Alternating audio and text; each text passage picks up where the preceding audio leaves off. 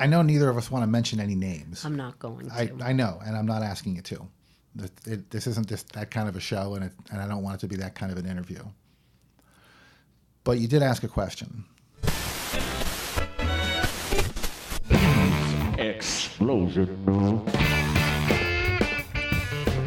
Hey, this is Richard Zombek, and you're listening to Buds with Suds. Don't forget, you can download us on iTunes, Google, Spotify, YouTube, and Stitcher. You can also find us at budswithsuds.com. And you can call us and leave us a voicemail with your complaint, obnoxious comments, suggestions at 978-219-9554. So in this episode, I sat down and I talked to the Director of Recovery Support Services at North Suffolk, Katie O'Leary. We had a pretty interesting conversation. It got really interesting at the end. I generally like to ask people if there's anything that they wish I had asked them that I didn't.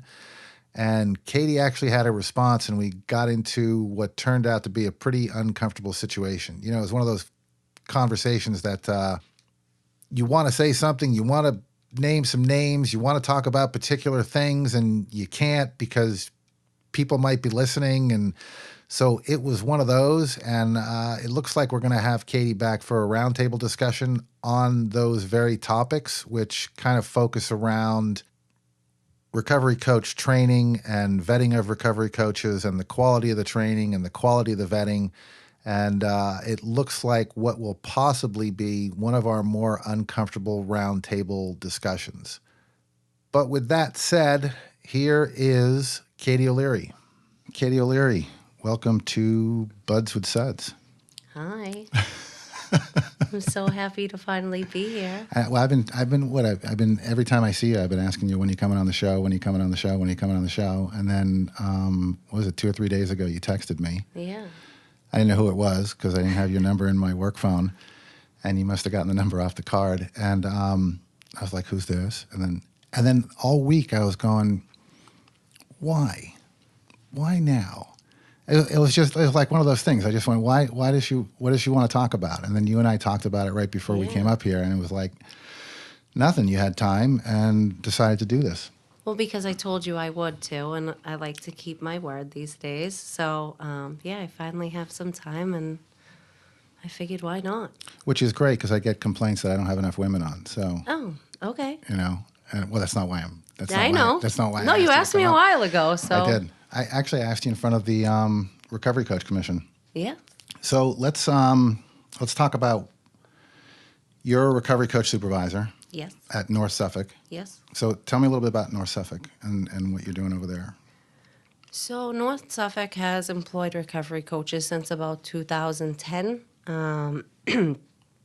My boss is a very strong advocate for the non-clinical role. She sees the benefits in it, so she's really advocated towards the executive team and the board of directors at North Suffolk to really invest some of their time and money into providing this service to some of the populations that we serve. I mean, I think the newest part of it, I think where it really came from were the ACCS teams, which I believe now is CBFS. Not really sure. So North Suffolk's a really, really large, predominantly mental health agency.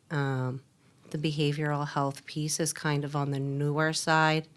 I think their intensive outpatient has been open, I was just talking to Kathy about this, probably about 25 years, maybe a couple of more than that. So they have had SUDS programming for some time. They also have Meridian House and like relapse prevention. So the coaches are kind of just an extension of that. We work throughout all of the addiction programming at North Suffolk. So do you guys are you addressing substance use for people who already have a mental health issue, or are you also? Some do. Most have SUDS as a primary. Okay. So those that have the primary mental health diagnosis are usually seen by the ACCS teams. So it's kind of weird, and I talk about this a lot, especially in work, because we're such a large organization, we're really siloed. So the addiction division is housed out of East Boston predominantly, and then there's some work in Chelsea and Revere. The ACCS teams are kind of housed out of like the Lindemann Center, I'm sorry, it's CBFS now, out of the Lindemann Center in Boston or also in Chelsea. So we don't really cross paths often. And what does ACCS stand for? I have no idea. Ask Danny. Danny does seem to know just about all the acronyms. Well, because he oversees the ACCS teams at, Elliot. yes. Yeah. Or is it, I forget I know they changed July 1st. Okay. We'll have to figure it out, and then I'll write it down at the bottom of the podcast. So it's weird because we really are, even though we're under the same umbrella, we really are siloed, and I don't really have a clue what some of the programs at North Suffolk actually do. Even though some of the people I serve could probably really benefit from those resources. Okay. But if they don't have a primary mental health diagnosis or if they don't have a DMH worker, they might not be eligible for some of those resources. And so how many recovery coaches do you have? I have 10 now. That you supervise? Yes. And that's overall supervision. I think you also do administrative supervision, right? I do. So you're pretty much like a standard boss plus Yes. the recovery coach supervision, right? So what I've done is fairly recently, I have 3 supervisors underneath me. I have one at Cambridge Health Alliance because we contract with them. I have one in Chelsea who oversees the outreach part, and then I have one that kind of oversees the kind of day-to-day in the drug courts. So I meet with the 3 supervisors weekly as a group and individually, and the entire team as a whole. They meet everybody else individually, and it kind of works its way back up to me. So what I'm kind of curious about, and I don't want to get into the weeds on this, because and I'll tell you why I'm curious, because I got picked by BSAS to be one of the training curriculum facilitators, and Tito Rodriguez, who was also on the show, he and I are going to be doing it, right? And one of the topics that I thought about possibly doing is, so the way this works is that you set up this space for a conversation, and then other recovery coaches and recovery coach supervisors come, and you have a topic that you all discuss, and everyone does it, and all we do is facilitate it, right? Yep. We don't present, we don't give it's going to be hard for me not to give my opinion, but Michael Caine got picked too, and then okay. pumped the brakes. He was like, I don't think. I'm like, yeah, you probably shouldn't say yes to something before you know what it is, but whatever. Yeah, so we went out to Worcester and, yada, yada, yada. But one of the things I want to do is to define the role of a supervisor, right? That would be good. And because I don't know that that's been clearly defined by BSAS or by RCA or by anyone in this, right? And my feeling is, the reason I asked you about the administrative part is, one, like a recovery coach supervisor, in my opinion, recovery coaches and recovery coach supervisors, I think, should be in recovery. Would Agree. you? Okay. And so that's not happening a lot, right? You have people who are administrative supervisors who go and take a class for supervision, and now they can supervise recovery coaches without really knowing anything about recovery, right? Okay. So I don't want to disclose my boss's, but she's not a woman in recovery. However, I think she is an extremely adequate supervisor. Oh, I'm not saying there aren't the case where...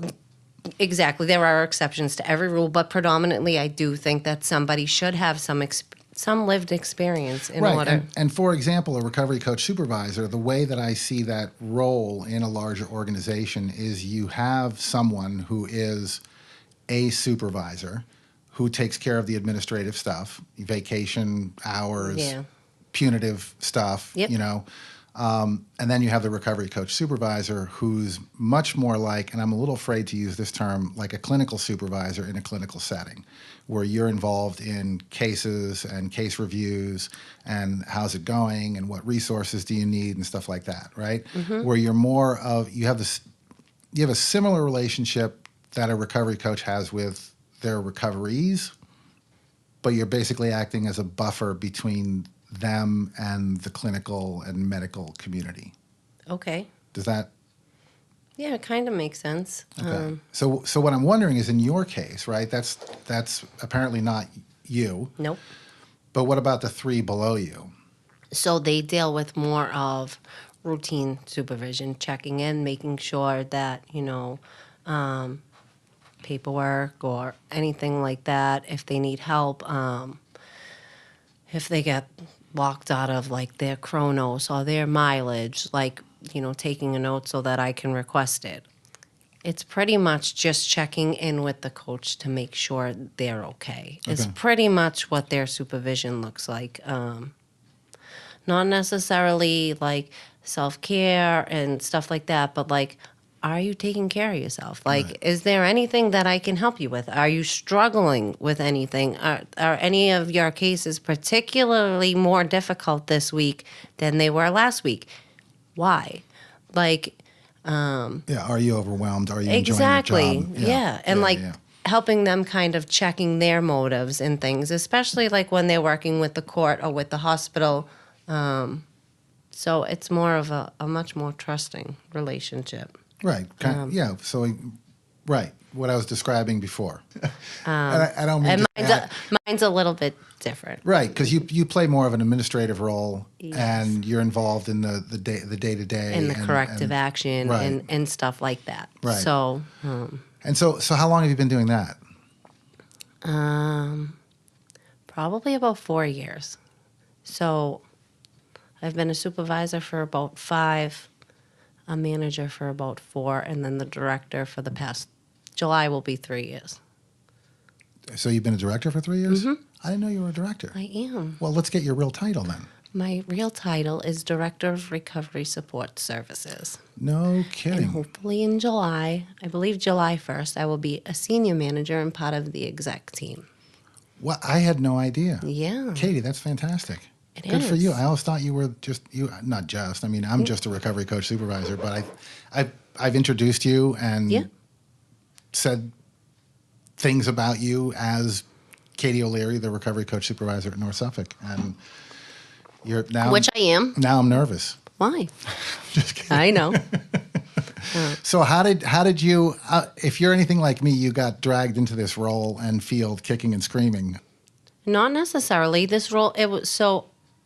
I'm very familiar with North Suffolk as I've used their programmings myself in the past. I've gone through their IOP on 5 separate occasions, and I also went through Meridian House. My sister also went through Meridian House a couple of times, so it's not anything that I'm not familiar with. My dad worked for Chelsea Court for a really long time, and my boss was part of Chelsea Drug Court. So anytime he needed advice or anything pertaining to my sister or myself, he would go to her. So that made me very comfortable with her, even though I didn't really trust her at first. I seen her as like the bad guy, and it was like, she had the keys. I thought she had the keys to my freedom in her hand because I wanted to place the blame on everybody else. So it was like she's the bad guy. Can I swear? I'd rather not, but F her. And otherwise I have to beep it out. exactly. So, yeah, I just really didn't like her. I tell her all the time, like, I thought she was a very bad person. And I didn't think she genuinely had my best interest at heart. Fast forward years later, a friend of mine who also graduated from Meridian House gave me a call and said, "Hey, remember that Recovery Coach Academy I sent you to last year?" And I was like, "Yeah, are you doing anything with that?" And I was like, "Nope, not as of recently." And she said, "Well, North Suffolk's looking to hire a female recovery coach." I spoke with Kim, And she would like you to come over and interview for it. And I was like, all right, fine, sure. It was only a part-time position at the time. It was just in IOP. It was 20 hours a week. I think the hours were like 3 to 8, 5 days a week. I was like, yeah, sure, why not? And I went over and I did it and I loved it. And I don't know, it just kind of grew from there. Just kept going. Yeah. So what's your what's your background? I am an everything addict, pretty much. I started off stealing. I loved to steal. I loved the rush it gave me. Alcohol, Quaaludes, angel dust. I hate cocaine, heroin, pretty much. How long were you out there? So the alcohol, the angel dust, all of that stuff for years, but I didn't think I really had a problem with it because I could always function. And everything that I did, my sister would do something dramatically worse to overshadow it. So it was like I got up and went to work every day. I went to school when I just did what I was supposed to do, and I kind of just went along to get along, and nobody really noticed. So my grades didn't suffer. My work ethic probably suffered while I was in work, but I mean, my parents didn't see that. My family didn't see that. I showed up when I was supposed to show up.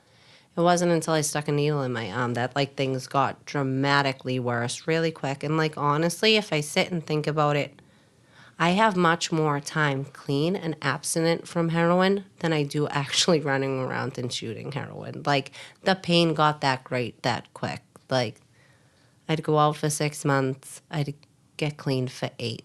I'd go out for a year and a half. I'd get clean for 2. I went out for a year, and then I've been clean ever since. How long has that been? 8.5 years. That's a good chunk of time. Yeah. Yeah. And so what is your? I think you probably heard Tito's interview, right? Some of it. He made a comment about people in long-term recovery or people that call it long-term recovery. I'm always curious how people introduce themselves, right? Like how you define yourself and how you define your recovery. So I say it because more pretty much tells me to say it. I don't believe I'm in long-term recovery. Like, I'm still a baby when it comes to this stuff. Like, I learn more from people coming in the door or people who are not in the door yet. I mean, and I can learn just as much from somebody with 30 years. I don't really know when you cross that line into long-term recovery. I would say somewhere in the double digits. I just don't feel I'm there yet. I mean, I definitely have my stuff together. Like, I've definitely learned how to be responsible and reliable and accountable and show up. I've definitely learned how to give back and, like, live life a day at a time.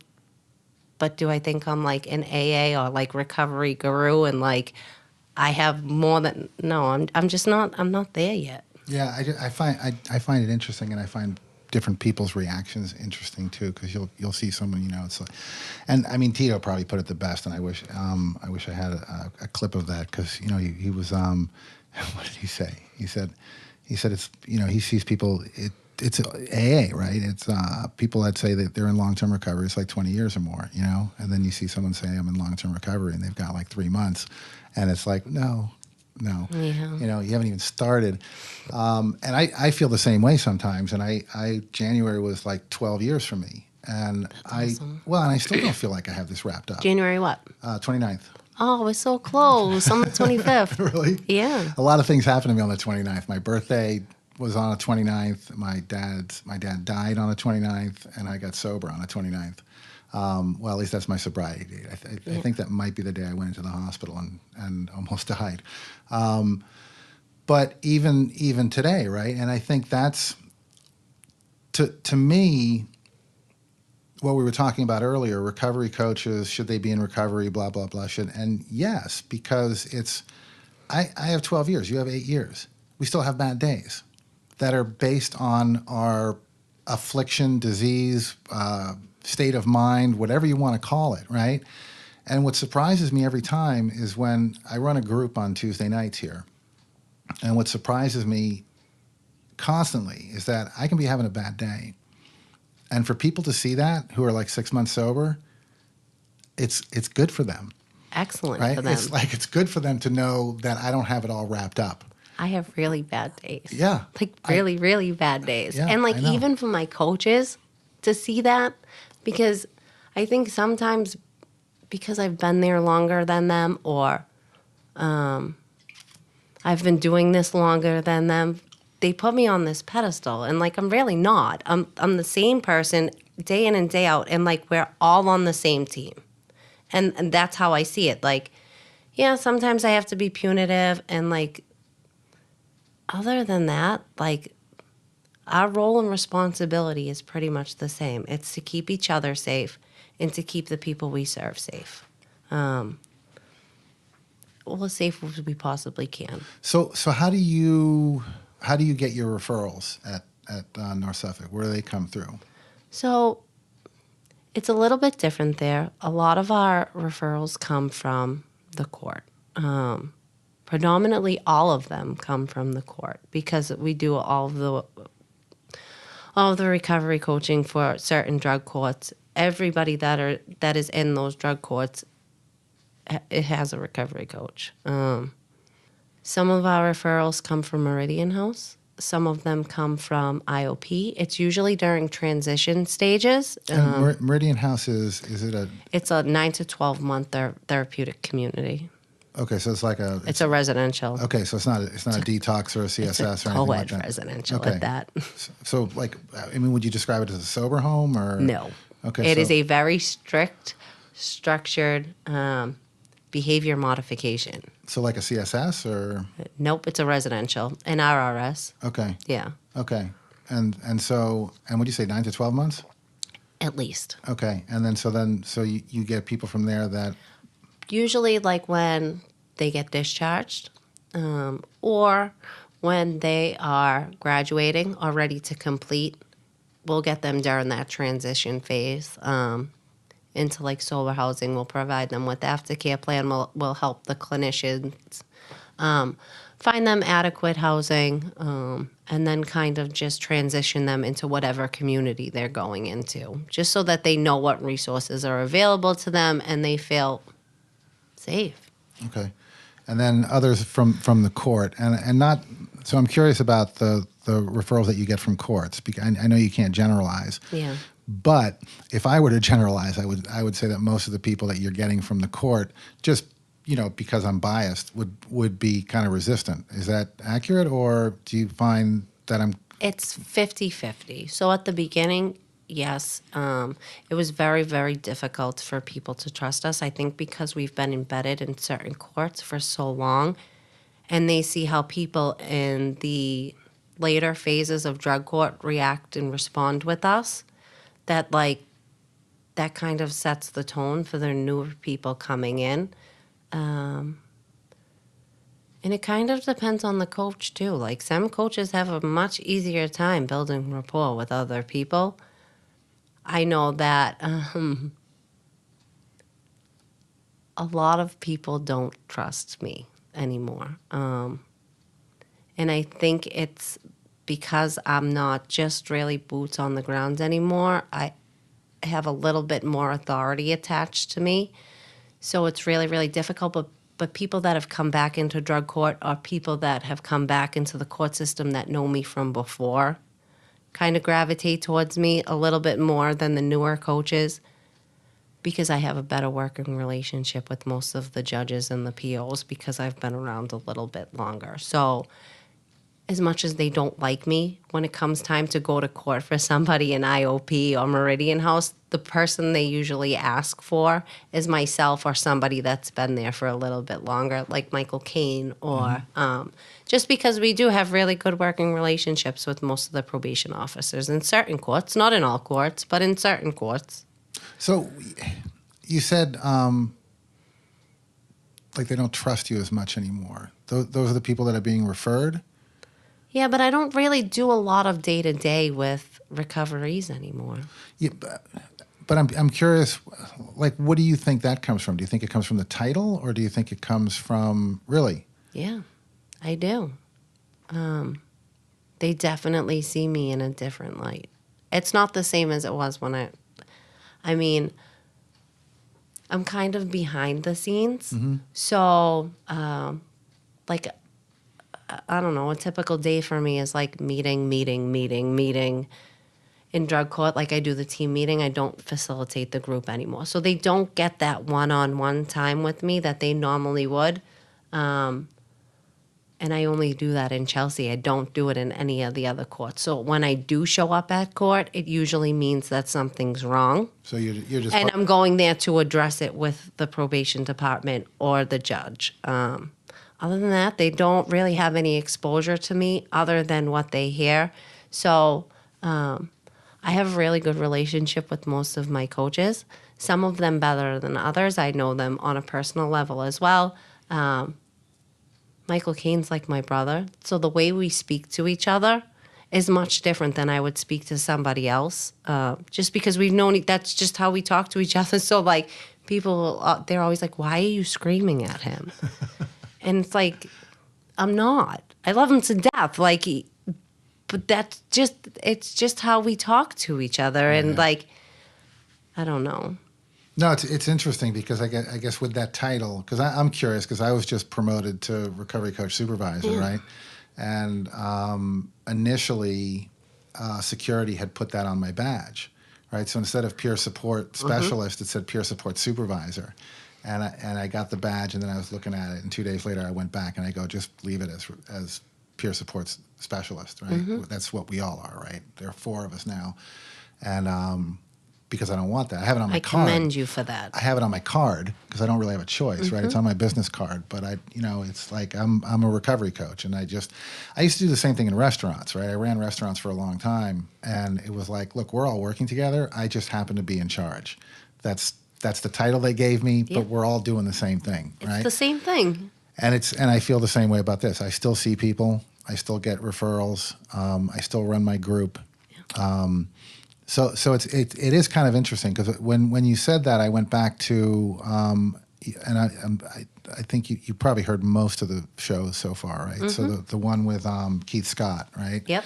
Where he said, most people that are put into this system, they're used to having something done to them, right? And as soon as you put a title and a label on someone, that's someone that's going to do something to you, right? And so the assumption, what I was kind of getting at with you when you said that was that the assumption is that you're part of the system and you're not on their side, Yes. right? And you're gonna shove them into something they don't want to do, Yep. right? When the whole idea of this role is, what do you want to do and how can I help you get there, right? And so as soon as you start having, and I'm not saying you do, I'm saying that a title will do that to someone, is put an air of supervision or importance, or I think I'm not hanging out at the same bus stop that you are. Yeah. Kind of look, right? Yeah, they usually only see me when something's wrong. That's interesting. So like if something drastic happens in IOP and the clinicians need to get their point across, oh well, Katie will do it. And like I'll go down there and I'll stir the pot a little bit, and I can use my experience because I've been in IOP, but I can also speak a little bit louder. I might throw in a few curse words to get my point across. And like, it's just like this inferiority, superiority thing. I don't see it, but the clients in IOP definitely see the power differential. Right. And I can't force them to not see that. So it's a little different. Like I'm always in like leadership meetings with like the manager from IOP and the manager from Meridian House and the I don't even know what her title is. Whoever oversees all of the clinicians at outpatient, and then the director and the assistant director and the COO. So it's like I move in a different circle now, and then I try to come back to like real life. It just doesn't work that way anymore. That's interesting, and you've kind of given me the creeps about my new promotion. So No, I get a little sad about it sometimes because I do really like the day-to-day and the interaction with people. I was saying it to Kathy this morning, like I miss that. Like I used to be an IOP 5 nights a week, like I said at the beginning, and my shift was 12 to 8. And I love that because I interacted with people like me every day. Right. And like, I still interact with people like me every day. They just have a little bit more clean time. And now they're working to improve the lives of others. Yeah. So I spend more time with the coaches than I do the recoveries. And I miss it. You miss working with the recoveries. I do. I hate that word too. It's terrible. Recoveries, participants. Every time I type it and that squiggly line comes up underneath it. I just call them my peeps, and I always have. Yeah. You know, it's like the people that were referred to me are just my peeps, and that's it. And and I keep reminding people. And when I write my notes, I don't write PT or patient or client. I write their name. I write John came to group, Sally came to group. You know, but here's the thing, and I find what you're saying both frightening and interesting. Right, one because I was recently given a promotion. And I'm finding that too, right? I'm spending time in meetings. I'm getting invited. In fact, the week before I got the title, I think I found myself like, even when there was a rumor that I was going to get the title, I got invited to like 8 different meetings that week. But the thing is where I get a little, and maybe you can fill me in on what you think and give me some hope for myself, because. All of our job descriptions, right, as recovery coaches when we were first hired is to advocate for the community, right? Is to advocate for people in recovery or seeking recovery, right? And I get to do that. And I get a seat at the table in some relatively important meetings. Yes. Right? Where I get to look at someone and go, you have absolutely no idea what you're talking about. Yep. And no, we're not going to do that. Right?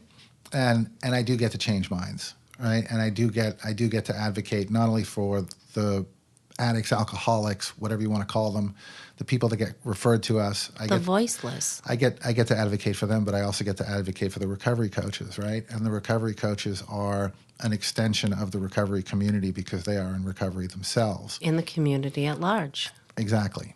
And people seem to forget that sometimes, and the people that don't forget it seem to look at us like we're going to snap at any moment. Yep. And it's proving them wrong, right? Over and over and over and over again. I attended a meeting where they want to address stigma. And I just listened to them. I listened to them go around the table as if they knew what they were talking about. And was just like, you're not going to address stigma. Not like that. Not with those posters, you know? And it's like, and it's having the ability to articulate that and being given the opportunity to have a seat at the table. Yep. Right. So I think while, you know, I identify with you on the sadness of I don't get to do what I was doing. Right. But the thing is too, is that we also get to make this better. Try to. Right. Do you find a lot of resistance? It depends on the arena. It really, really does. I remember when we first started in Cambridge Health Alliance in the Whitton or Everett Hospital, whatever it is. The doctors, the nurses, the social workers, some of the case managers were not really happy about us being there. And it was just like, kind of like what Dennis was saying, like, it was like free labor, you know, like, oh, we don't want to deal with them, you know, give them to the coaches. Or this guy's here every day. He just wants a pair of sweatpants and he knows it's tuna fish today. Like, give him a sandwich and like right back out the door. It's not like that anymore. Like, the 2 coaches that were placed in there have been able to go in there and kind of change the whole dynamic in that emergency room by sharing their experience with the doctors and the nurses and listen, this is me. It's me 30 years ago, but this is me. Right. And like now there's like this newfound mutual respect, and they're not just handing people off to them to hand them off and get them out of their hair. They're literally handing people off because they genuinely want to help them. So it depends on the arena you're in. I mean, every court's different, so some POs suck. They absolutely suck. They're never going to get it. They're not invested in it. They're not interested in getting it. It's like, oh, here's a card, call them, and you can go to residential treatment tomorrow. That's not how this works, you know? And then they get aggravated and frustrated when, like, their probationers aren't where they're supposed to be when they say they want them there. And it's like, we're dealing with a broken system, so sometimes it takes a little bit longer to get to where you want them to go. You know, you can't just say, well, I want you in a residential tomorrow. That doesn't work. And, like, there's a process to getting in a CSS off the street or a TSS off the street. And, like, 5 years ago, somebody might just go to the liquor store and drink just so they could get into a detox, so they could start all over. And, like, today, your options are a little bit different, and there's a little bit more afforded to you by way of resources, especially in Boston. Like, you have the Boston Public Health Commission. You can go into PATS. They can do your assessment. I mean, it's just a little different. And, like, some people just don't understand, and they'll never get it. And then some really want to understand and ask some really, really good questions. And, like, they really genuinely, like, want to help people. So, I mean, it really does depend on the arena you're in. And most people, if offered, want the help. I mean, those percentages are pretty high. Yeah.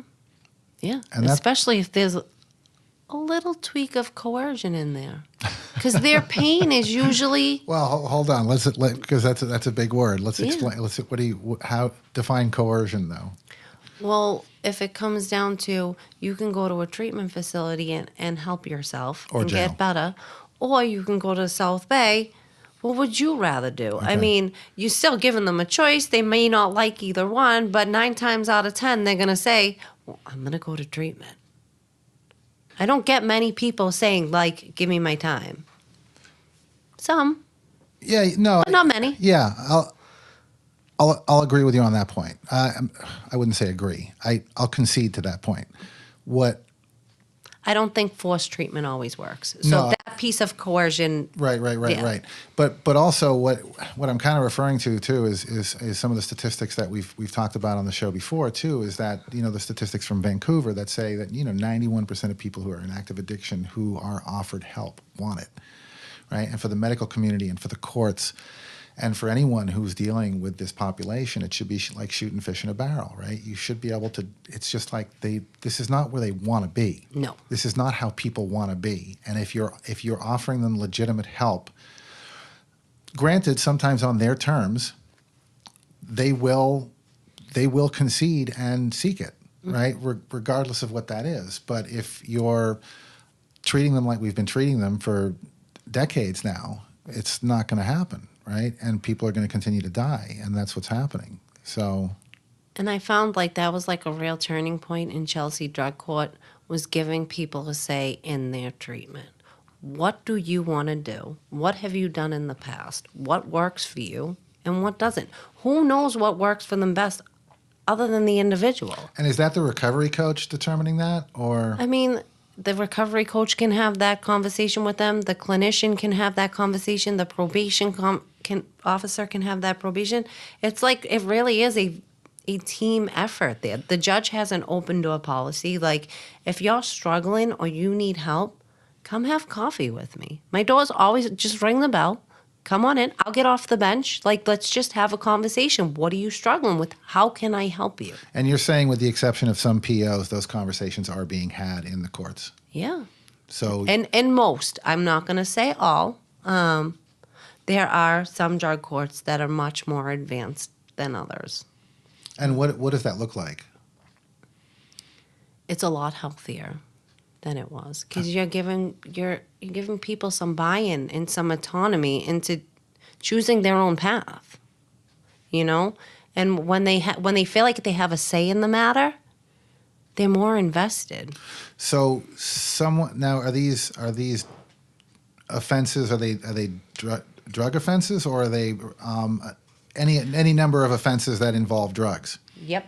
So someone has a conversation with them. It could be a recovery coach. It could be the PO. It could be the clinician, and it's. I just kind of need you to walk me through this. So drug court is by choice. It's usually an alternative sentence, or if somebody is not a good candidate or has not been a good candidate for traditional probation in the past and benefits from a little bit more structure, or has been placed on regular probation or pretrial probation and is just not able to, I don't know, whatever's on their green sheet. I don't know how to say it in like the legal way, but whatever's written on their green sheet, they continue to violate those terms and conditions. Okay. But it is a by choice program. So their attorney would come to them and say, hey, listen, this has been put on the table. Your prior probation officer recommended this to you, for you. Is this something you're interested in? If you say no, you say no. They talk about it as a team. They might look at your Corey. They might ask anybody at the table, do you have any recognition of this person? And sometimes, like, the judge will look at the record and be like, I can't put this person in drug court. Like, they look more like a drug dealer than they do a drug user.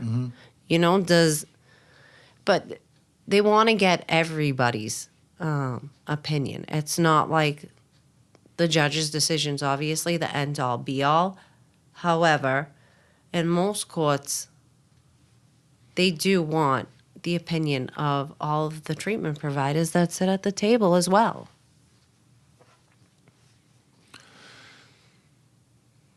So there's kind of a fundamental understanding too that some people are committing crimes because they're on drugs, right? Yes. Right. Especially in Suffolk County now with the new DA. And so what are you and I kind of touched on this a little bit on the walk up here, but so when you guys are looking at the past years or the past 6 months or the quarter or all of that, how are you determining success, and how important is that for the future of the program?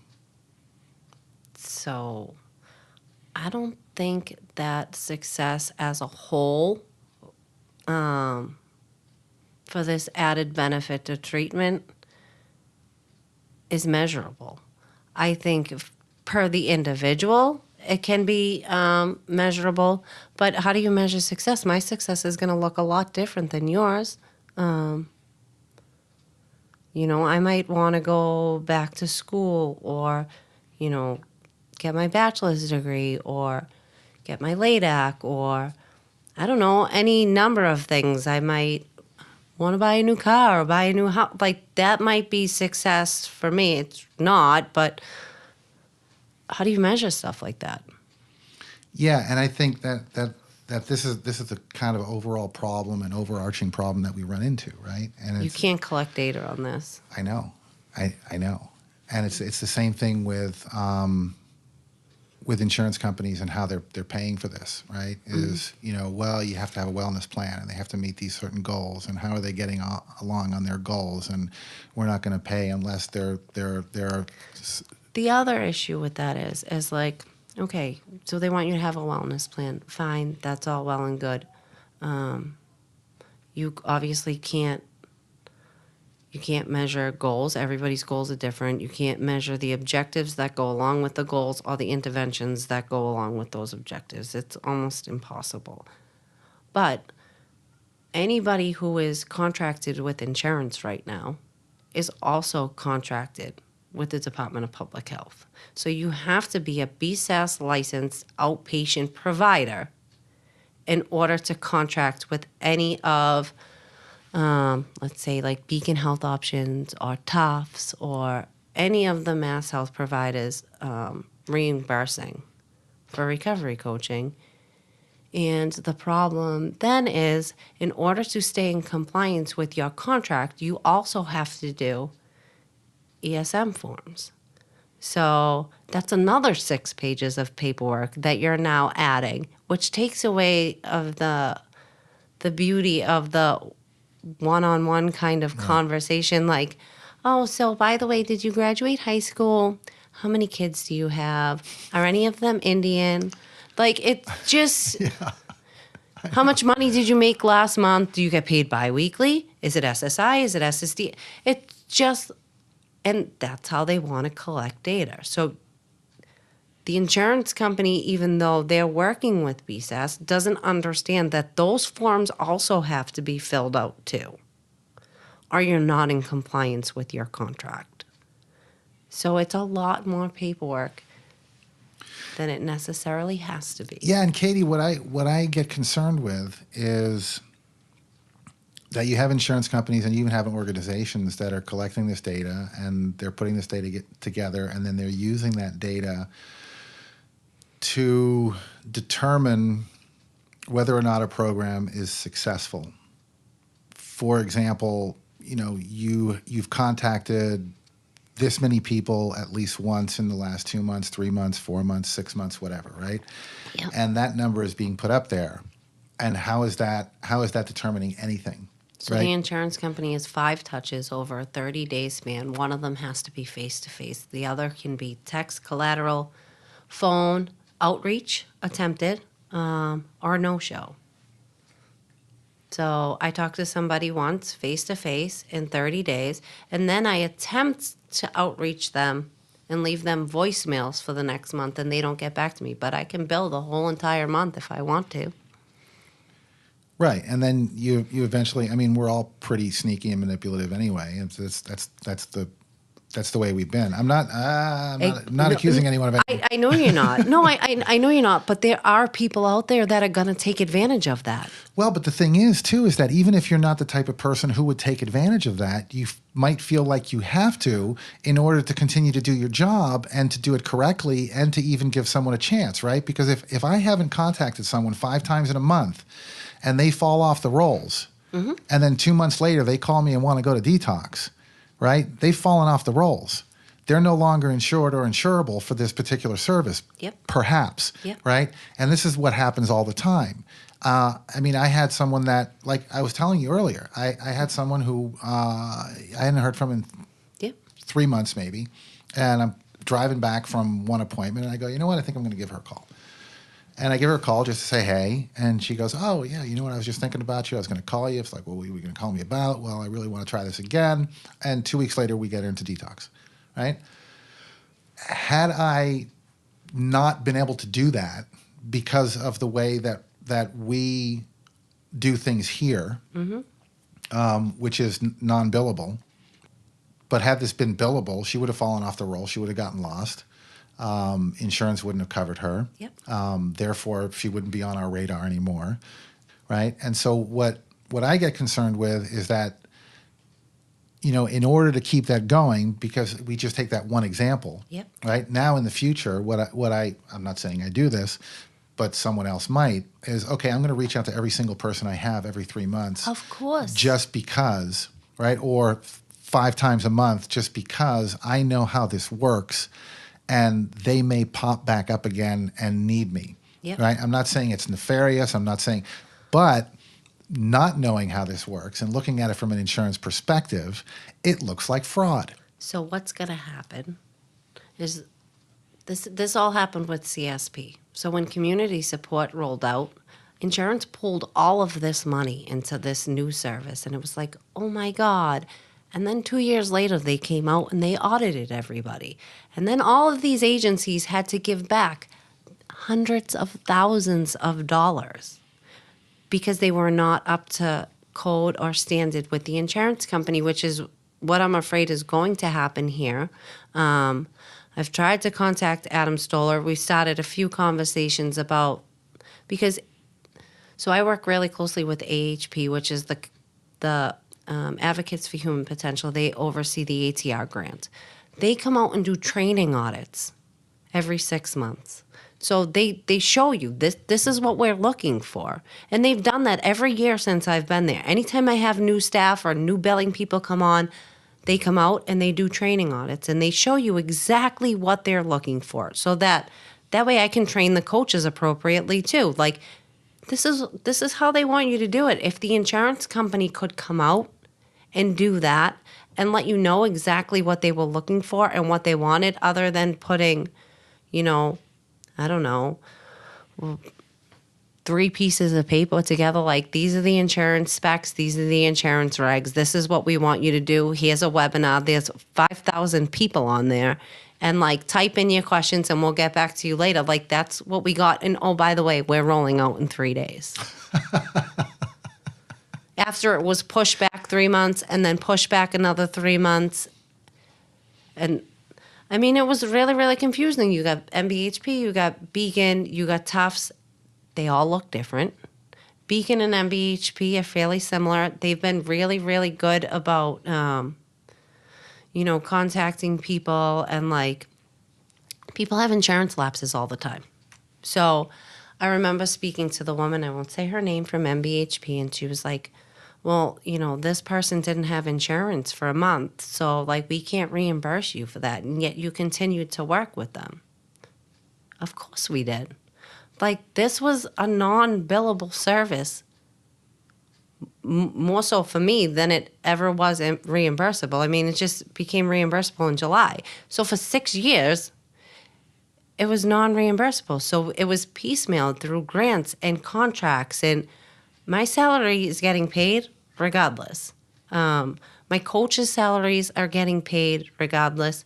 The contracts and the reimbursement from ATR and the reimbursement from insurance offset the cost of their salaries. Not all of it, but some of it. And so for you guys, it's nice, but it's not necessary. No. Right. Good. No, we're going to continue to do the work regardless if the money is there or not, because it's important. Right. So somebody doesn't have, nope, I can't talk to you anymore. Yeah, I know. Nope, you got to get out. Like, I've seen that happen way too many times. Your insurance is shut off, therefore you can't continue to come here anymore. And it's like, well, and I see that in clinical IOPs and PHPs everywhere. Too, right? It's like, you drank this week, well, you can't come to the IOP anymore, right? The punitive measures of punishing people for screwing up when we completely expect them to screw up, and then are surprised when they do, right? And and then you bring in people like us who were there ourselves. And someone comes up to you and they go, I know I have this happen all the time. It's like, Richard, I know I have to be honest with you, and I just wanted you to know that I drank this week, and just do what you got to do. And I'm like, what are you talking about? And I know. So what do you want to do? But I remember I sat in Chelsea drug court. I'm sorry, I can't talk to you anymore. Yeah. You're screwed up. Like 7 years ago, and I remember Judge Bonds, his mantra was like, show up and be honest. You're going to put them in jail. They know you're going to put them in jail, but you want them to come in here and be honest with you. Right. I would never.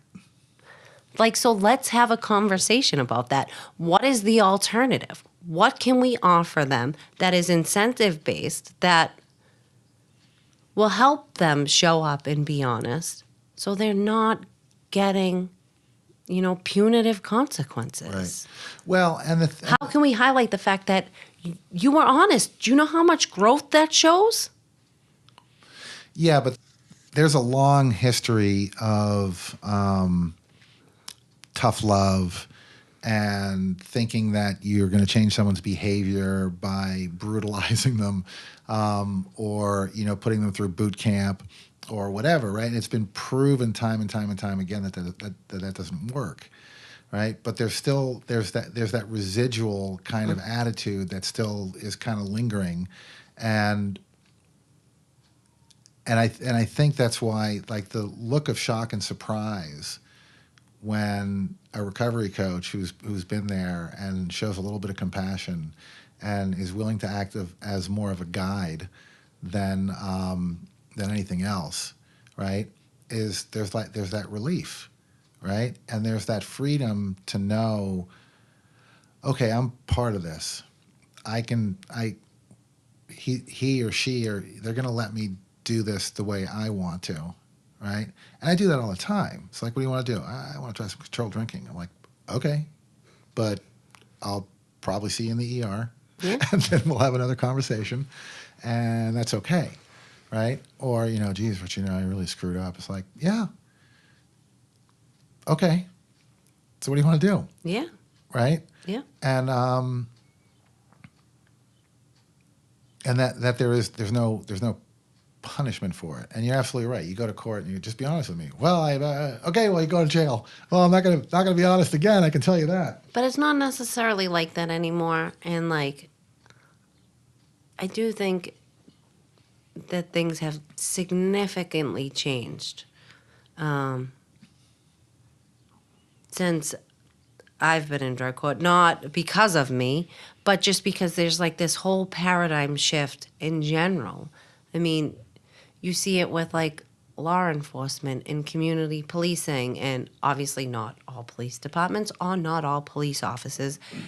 Like, and it's the same thing in like IOPs. It's like some clinicians have changed the way they do things, but not all clinicians. And same thing with recovery coaches. Like, there's always going to be that one that's not very nice and not genuine and not empathetic and not sympathetic.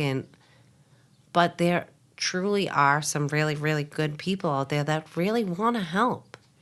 Do you think the attitude has changed as a result of you and people like you having these conversations, or do you think the attitude has changed because they've been shown through concrete proof and evidence that things are actually different than what they thought? I think it's a little bit of both. And I think it's more so, I definitely think it's both. But having recovery coaches embedded in the court, you get to see living proof every day that I was in the criminal justice system. Half of my coaches were in the most of them were in the criminal justice system. They're not anymore. And they're productive members of society. So it takes that stigma and that judgment away. Well, if they can do it, why can't these people? So I think it's more so showing people rather than telling people. I don't know. I just learned that in AA. Like, I'm very, very, very observant.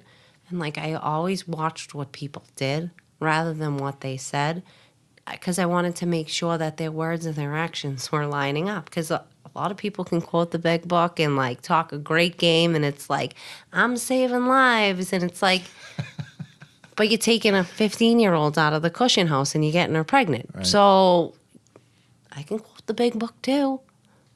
But I'm not doing that because it's just not, that doesn't sit well with my conscience anymore because I've made some changes. Yeah. I mean, not that I'd get another girl pregnant anyway. It's near impossible, but. There are ways. Oh, okay. Enlighten me. Not on this show. Yeah, no, I find that whole because I see it here. It's like slowly kind of changing, and the places that you have to change it to are the hardest places for it to change. Right, is in high pressure, high powered areas. Right, the soft, cushy areas are a little easier because And with people that went through years and years and years of schooling to get their degree. right. So they're very, very, very educated. And for you to take a, 40-hour class? 60. And, oh, yep, sorry, now it's 60. And come in and be able to build a rapport with somebody and change their behavior overnight, which is something they've been working to do for months. And no, that doesn't always happen. But in some cases it does. And it's like, they can't understand how that connection is formed. Well, they've got a lot of time and money invested in being right. Yeah. You know, I mean, I'm not saying that every single person. I don't think you are either. But every single person that is doing this professionally or that has a degree or whatever feels that way. No. There are Yeah. right good ones and bad ones all over the place too. And I think it's only a matter of time before some recovery coaches too, after years of doing it, get a little jaded and bitter by life. I can name too. quite a few. But because it can be a frustrating occupation. So believe it or not, we've been talking for quite a while. I wanted to ask you. I want to ask you same question I ask everyone, or I try to at least. Is there anything that you wish I had asked you that I didn't, or anything you would have liked to talk about that didn't come up?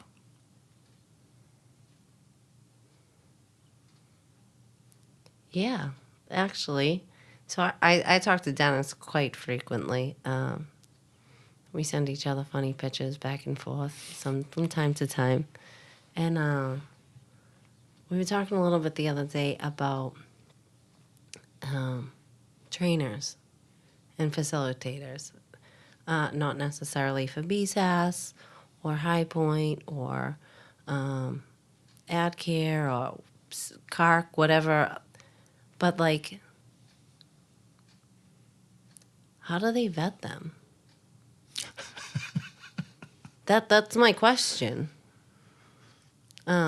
Because watching certain people out in the community, like I said, I'm extremely observant.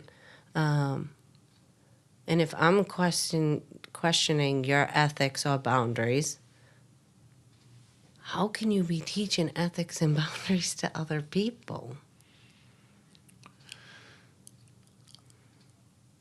You don't have to answer that. It's just a rhetorical question. No, I know it's a rhetorical question. But do you also, this is going to be a really long pause, and I'm probably going to have to cut it down a little bit. Would you also say that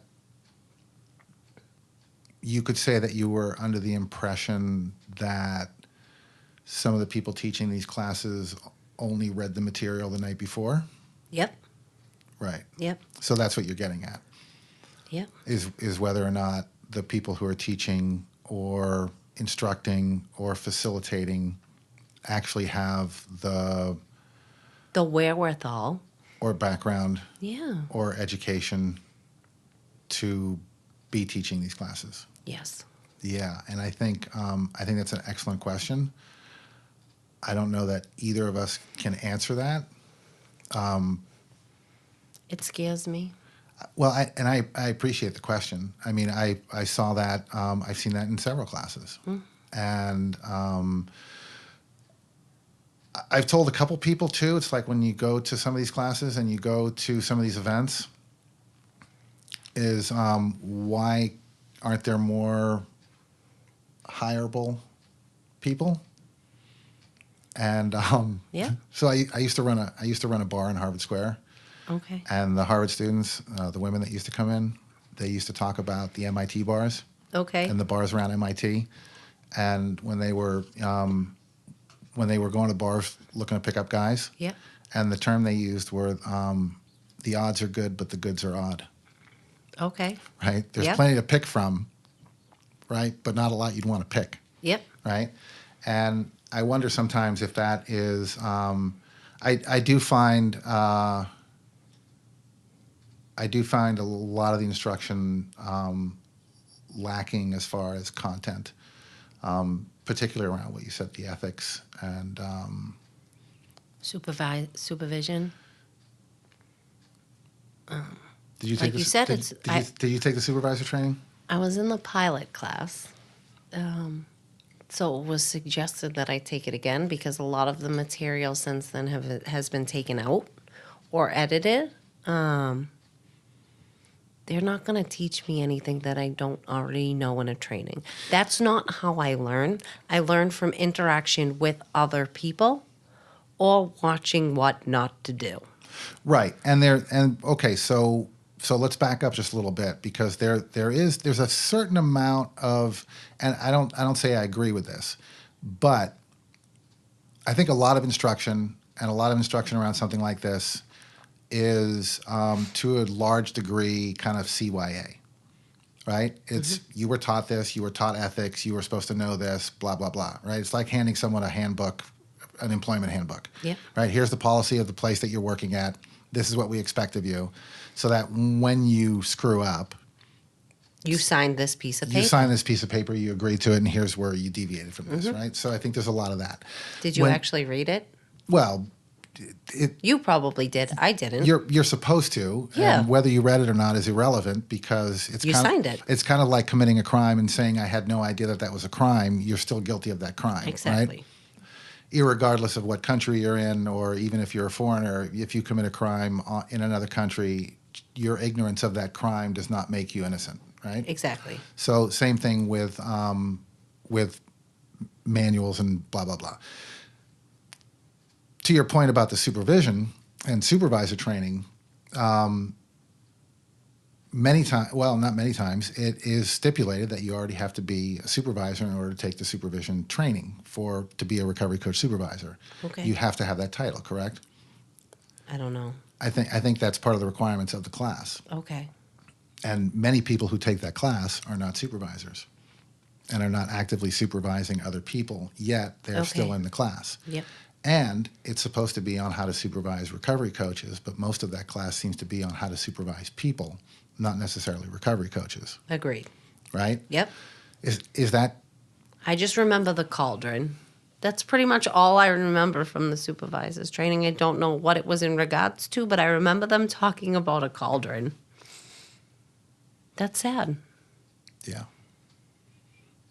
Yeah. Well, and I had a conversation with someone from North Shore Community College also, is about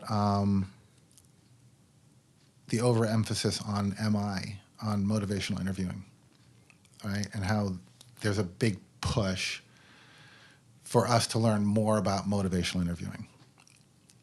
And you take a bunch of people who are formerly addicts and alcoholics, haven't had a lot of education, and you put them in a room and you say, we're all going to learn how to do MI.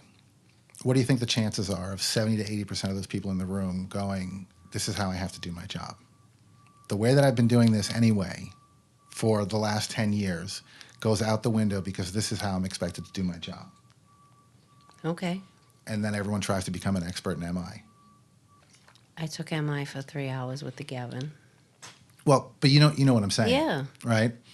I mean, I learned it in school to get in my LADAC, but that's a different role. Well, in MI too, you either know it or you don't. Yeah. Right? You're going to use it regardless of whether or not you learned it, because it's just something that you do when you're talking to other people. Exactly. Right? Yep. And it's like, here's another tool for your toolbox. But then you have people that want to basically conduct an interview with a recovery In MI. in MI. The whole entire thing. Right. Yep. And that's how they think that they have to be doing their job, because they were told that in a class. And the part about this is just another tool for your toolbox was never made clear. Right? Agree. Yep. So you have people that can't easily extrapolate information and say, I'm just getting this information to be able to use it later, which I'm probably using anyway. Mm-hmm. And now, because they're in a classroom setting, feel that they're being told how to do this. And everything that they've been doing naturally to help people is Wrong. right. Right? I don't know. I get scared that of the training piece. I think people should be vetted a little bit better. I also think they should have some lived experience. And then my other concern is this whole grandfathering in period, and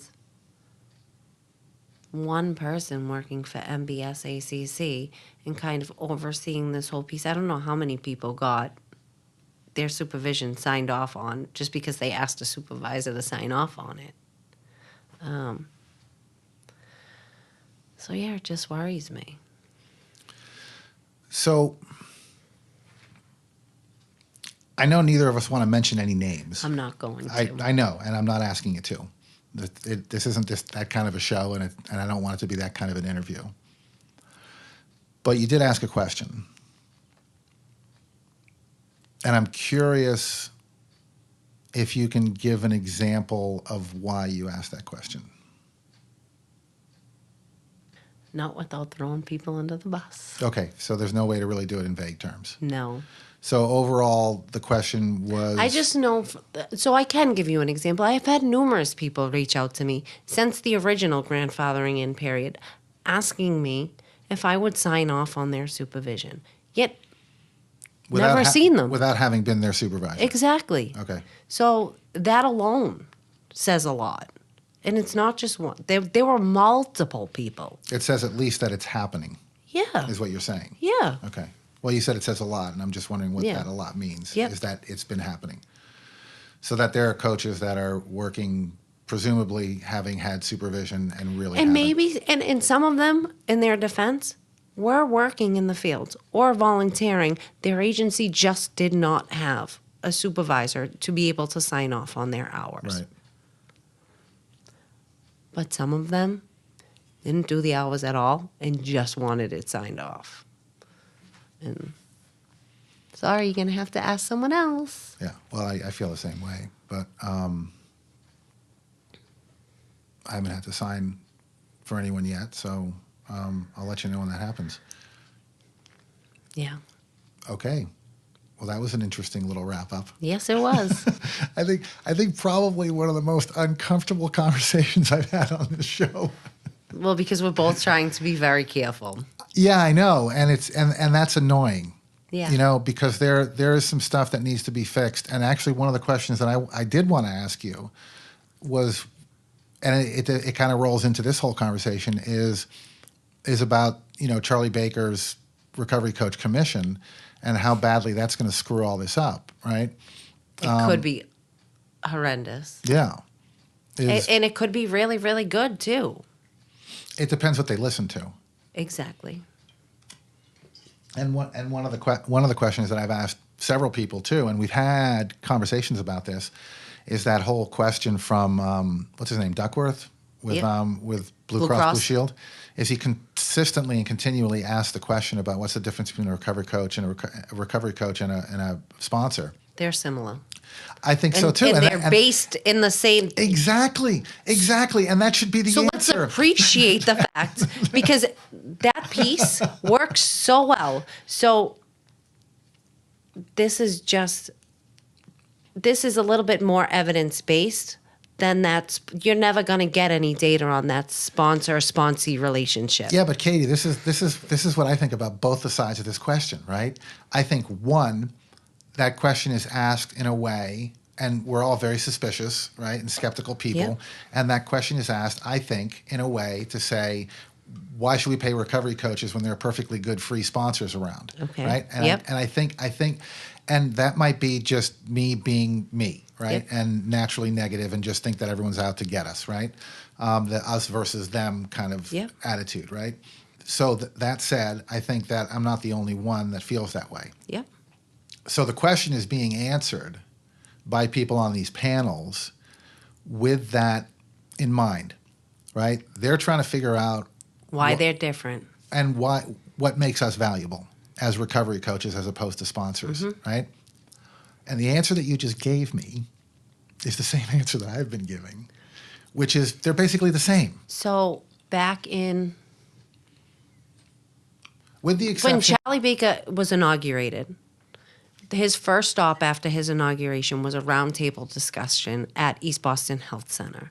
So he sat, my boss sat with him and like the CEO and like some of the higher ups, the behavioral health center or whatever. And they had this roundtable discussion with Mary Lou Sutters in regards to this. And Governor Baker was getting kind of aggravated, and he kept asking, what is the difference between a recovery coach and a sponsor? Because the conversation so that's where it was comes from. all about recovery coaches. Okay. And my boss sat down the next day because she answered him, but she wanted to give him more. And like, she went back to like Bill Wilson and Dr. Bob and their relationship and how important that was, and like where the sponsor kind of piece came from, and like how this is formulated from that, and like why break something that works and has worked for so long? Why not tweak it and enhance it and make it better and put it towards all pathways instead of just that one? Right. Right. So, and she's not in recovery. And it just like, and like we've been talking about that for years, but the way she articulated it, it just made sense. And it was like for somebody who's not in recovery to grasp that concept, and like, so she sent him the letter and just explained it to him. Well, and the thing is, too, is that the response keeps coming back, too, is that a sponsor guides you through the steps and is more religious-based and blah, blah, blah. And my answer is always not necessarily. Not necessarily. I've had sponsors. I've had 2 in the 12 years that I've been in recovery, sober, whatever the hell you want to call it. And I never did the steps. No one ever required me to believe in God. Yep. It was never religious or faith-based or whatever. So when people say that, to me, it all depends on where you're in AA. exactly. It depends on what groups you go to. It depends on who you're talking to. It depends on. But they're right? your choices, where you choose to go. Ta-da! Like, I don't have a sponsor. This is where I we should have started. don't have a home group. I have great women in my life. I've had sponsors. I've had home groups. I've currently been homeless for 5 years when it comes to the whole home group scene. I go to the same meeting every Sunday morning. I haven't signed the book. I love the meeting. Everybody there knows me. It's great. I'm It the is same what it way. is. They don't go on commitments anyways. They don't really need my name on a piece of paper. I still celebrate every year at the noontime in Charlestown because that's where I got clean and sober. Right. I don't go there all the time, but I always go back there to celebrate. So it's just not, Wait a minute. Let me get this straight. So you do your recovery your way, and that works for you? it does. That's amazing. However, my partner, on the other hand, is like very into the way that AA is laid out in the big book. So he has a sponsor. He believes his sponsor put his hand in the hand of God. He does the 12 steps. He goes to an AWOL. He goes to the same meetings every week. And like, we differ. But it works for But him it and works it works for you. Exactly. Right. And it's completely separate. Every now and again, we'll go to the same meeting together. Hi, how are you? That's it. But like, his way works for him. My way works for me.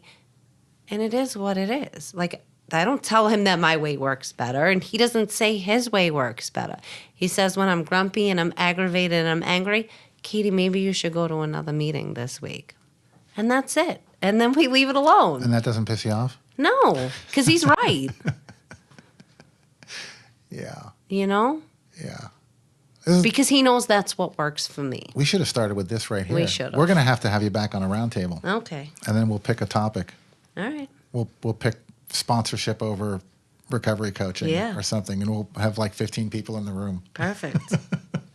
It is amazing. Pick you though, some isn't it? winners. And I think too, Keith Scott's description was just phenomenal too. Yeah. On the difference between that, right? But they shouldn't focus on the difference. They should focus know. on the similarities. In the responses, in the responses, I think it's important if you're gonna ask a question like that, the response that should come from a panelist is there's really not a lot of difference. So when I was on the panel, The difference is that we're held to an ethical and professional standard by the organization that we work Exactly. for. Right. That's the difference. But Yep. but in what we do, as far as conversation and guidance and moral support and being there when we're needed and or sometimes not and whatever, it's basically the same thing. And it was modeled after that because it effing works.